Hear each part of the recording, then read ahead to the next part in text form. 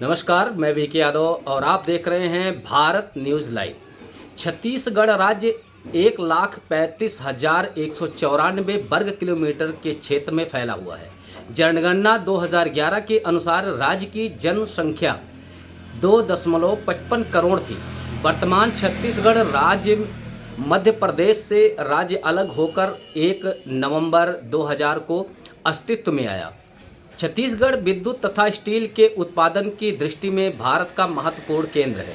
छत्तीसगढ़ नाम को लेकर यह भी कहा गया है कि प्रदेश के 18 गढ़ शिवनाथ नदी के उत्तर और दक्षिण में स्थित है, जिन पर कलचुरी राजाओं का कब्जा था। इन्हीं की वजह से यह नाम मिला।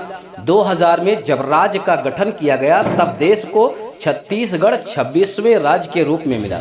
छत्तीसगढ़ में पेयजल सबसे बड़ी समस्या बनी हुई है। इसके बाद सड़क यानी पहुंच मार्ग दूसरा बड़ा मुद्दा है। महिला सशक्तिकरण और बेहतर स्कूली शिक्षा को राज्य के वोटर्स ने मुद्दों के तौर पर तीसरे स्थान पर रखा है, लेकिन यह राजनीतिक पार्टियों का घमासान तेज हो गया है। केंद्रीय गृह मंत्री अमित शाह ने शनिवार को छत्तीसगढ़ की भूपेश बघेल सरकार के खिलाफ आरोप पत्र जारी करते हुए कांग्रेस पर चुन चुन कर हमला बोला। शाह ने राज्य सरकार पर भ्रष्टाचार, कुप्रशासन और जनविरोधी नीतियों का आरोप लगाया। शाह ने सीएम भूपेश बघेल को गांधी परिवार का एटीएम करार देते हुए कहा कि भ्रष्टाचार, घोटालों और दिल्ली दरबार के प्रति पक्षपात में डूबी सरकार ने छत्तीसगढ़ को विकास के रास्ते से भटका दिया है।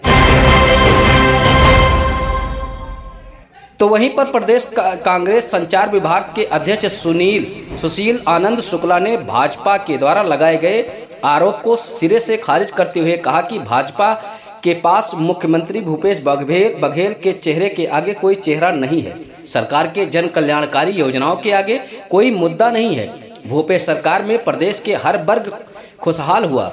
भाजपा राजनीतिक हताशा में जो आरोप लगा रहे हैं उसका कोई प्रमाण नहीं है। फिलहाल छत्तीसगढ़ की आज क्या स्थिति है, वहां के लोग आज कैसे जीवन यापन कर रहे हैं, वहां से जीरो ग्राउंड की रिपोर्ट हमारे सहयोगी पत्रकार दिलेश्वर प्रसाद की दिखाई जा रही है, जिसे आप आगे देखेंगे।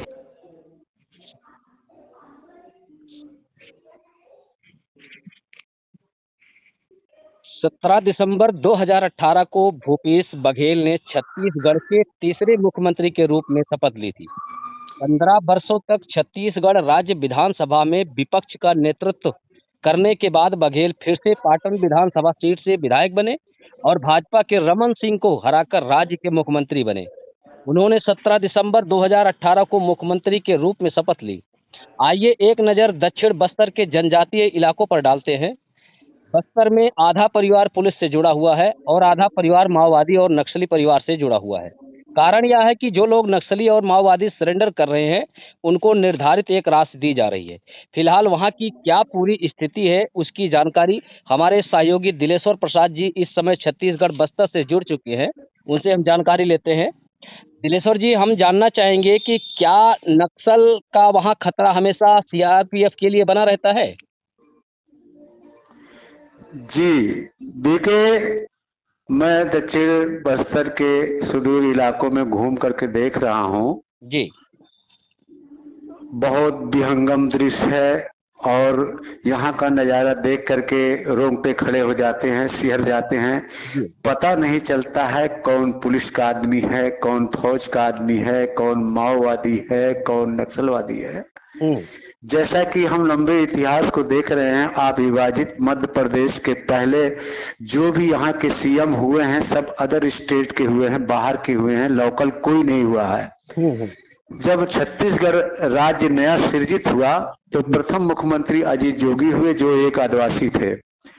उसके बाद यहाँ भाजपा सरकार बनी, रमन सिंह की सरकार लंबे समय तक चली और खास करके बीजेपी हुकूमत में जितने भी कैबिनेट मंत्री थे सब बाहरी थे, चाहे सत्यनारायण शर्मा हो, चाहे राधेश्याम शर्मा हो, चाहे विद्याचरण प्रेम प्रकाश पांडे जी हो, जो भी हो, ज्यादातर बाहरी मंत्री बनते थे। लेकिन अब स्थानीय विधायक भूपेश बघेल जी जो मुख्यमंत्री के रूप में कार्यरत हैं, ये कुर्मी समाज से आते हैं। खास करके छत्तीसगढ़ में कुर्मी और तेली बहुल इलाका है और यही दो जातियां यहाँ दबंग मानी जाती हैं। ये दोनों जातियां बाहरी लोगों से मिलकर हमेशा राज चलाया है। बाकी जो अदर बैकवर्ड जातियां हैं, जैसे यादव हो गया, जैसे मुल्ला हो गया, केवट हो गया, बढ़ई हो गया, लोहार हो गया, ये सब बहुत गरीब जातियां हैं। और इनके बाद नंबर आता है अनुसूचित जाति का। अनुसूचित जाति के एक यहाँ पर सतनाम पंथ के निर्माता गुरु घासीदास जी जो सतनाम पंथ को चलाए थे, उसके पंथ से और उसके मूवमेंट से काफी लोग जुड़े थे, और जो जुड़े लोग थे वो सतनामी कहलाए, जो अनुसूचित जाति का दर्जा प्राप्त थे। यहाँ पर उनको गोल बंद करके कांग्रेस लंबे समय तक सरकार चलाई। उसके बाद उनमें से कुछ नेताओं को बीजेपी अपने तरफ कर लिया और वो राज चलाना शुरू कर दिया। लेकिन अब वर्तमान परिस्थिति अलग है। भूपेश बघेल जो है ये कुर्मी जाति में आते हैं। यहाँ पर देशमुख, चंद्राकर, कटियार, ये सब कुर्मी जातियां हैं। कुछ लोग भूपेश बघेल को राजपूत या छत्री समझ लेती है, ऐसा कुछ नहीं है। तो इस समय जो भी सरकार चल रही है कांग्रेस की, वो भी ज्यादातर हर मौके पर जनजातियों के उत्थान के लिए विफल होते जा रही हैं। यहाँ की जैसे घूम करके हमने देखा जगह जगह शराब जो है, कच्ची महुआ की शराब बना करके आदिवासी महिलाएं बेच रही हैं और लोग पी रहे हैं। और जैसे कि बीजेपी यहाँ आदिवासियों को वनवासी कहती है, यहाँ के लोग बड़े रुष्ट हैं वनवासी शब्द से, क्योंकि यहाँ खास करके जो छत्तीसगढ़ अंचल है, इसमें तमाम प्रकार के लोग रहते हैं, तमाम जातियाँ रहती हैं। सिर्फ इन्हीं को वनवासी क्यों कहा जाता है? अगर वन में, जंगलों में जो लोग रह रहे हैं सबको फिर कहा जाना चाहिए। इससे ये लोग काफी नाराज रह रहे हैं बीजेपी से। बीके ये एक बात बताइए हमें दिलेश्वर जी, दक्षिण बस्तर के जनजातीय इलाकों के जो लोग हैं वो अपना जीवन किस तरीके से पालन कर रहे हैं? क्या भूपेश सरकार के द्वारा उनको समुचित लाभ दिया जा रहा है? इनसे आपसे मुलाकात हुई? काफी लोगों से हमने चर्चा किया। लोगों ने सरकार को हर पैमाने पे कस के देख चुके हैं, कोई खास बदलाव नहीं आया है।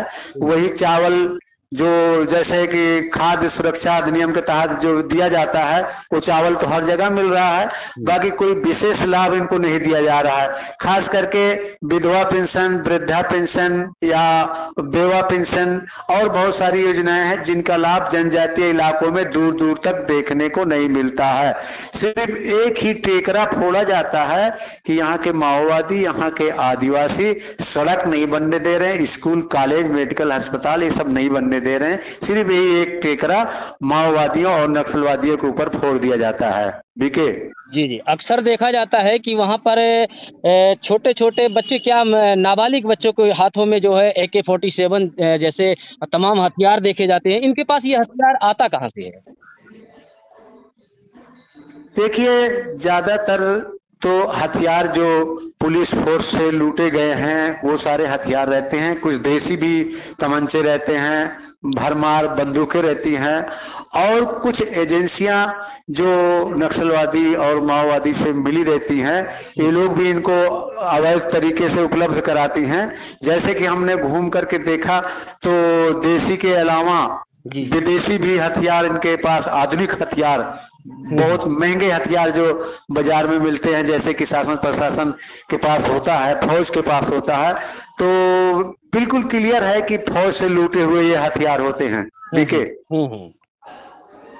इनके पास जो है एक सहायक पुलिस बल खड़ा किया गया है जिसे आप DRG कहा जाता है। इनका क्या रवैया है? ये किस तरीके से सहयोग कर रहे हैं CRPF के लिए या सरकार के लिए? DRG का मतलब फुल फॉर्म होता है डिस्ट्रिक्ट सुरक्षा गार्ड। अच्छा। तो जो ये डिस्ट्रिक्ट सुरक्षा गार्ड होते हैं, इन्हीं को DRG कहा जाता है। रमन सिंह सरकार ने एक योजना चलाई थी जिसको सलवा जुलूम कहते हैं। उसके तहत उन्होंने खास करके भाजपा समर्थित कार्यकर्ताओं को सहायक पुलिस बना दिया और इन्हीं आदिवासी क्षेत्रों से इन्हीं बच्चों को पुलिस में भर्ती किया, जिनकी योग्यता 5वीं, 8वीं, 10वीं, 12वीं जो भी जैसी भी रही हो, उनको भर्ती किया। और जो लोग माओवादी, जो नक्सलवाद से ग्रसित थे, जिन्होंने सरेंडर किया, उनको छोटी मोटी कोई नौकरी दे दिया और एक राशि निर्धारित हुई है कि जो इधर सरेंडर करते हैं उनको ये नौकरी दी जाएगी, उनको इतना पैसा दिया जाएगा। तो खास करके ऐसे नक्सलवादियों जिनके ऊपर 8-8, 10-10, 20-20, 25-25 मुकदमे दर्ज हैं, ये लोग यहाँ शासन प्रशासन की नौकरी में आ गए। लेकिन यहाँ स्थानीय स्तर पे जो लोग पढ़ाई लिखाई करके डिग्री लेके घूम रहे हैं, उनके अंदर काफी आक्रोश देखा गया। बीके जी जी। तो ये था जो है दक्षिण बस्तर से जनजातीय इलाकों से जो है हमारे रिपोर्टर जो है दिलेश्वर प्रसाद जी जुड़े थे, जिनकी तरफ से ये बेहतर जानकारियां मिली हैं। दिलेश्वर जी, क्या कुछ और भी जानकारियां आप देना चाहेंगे?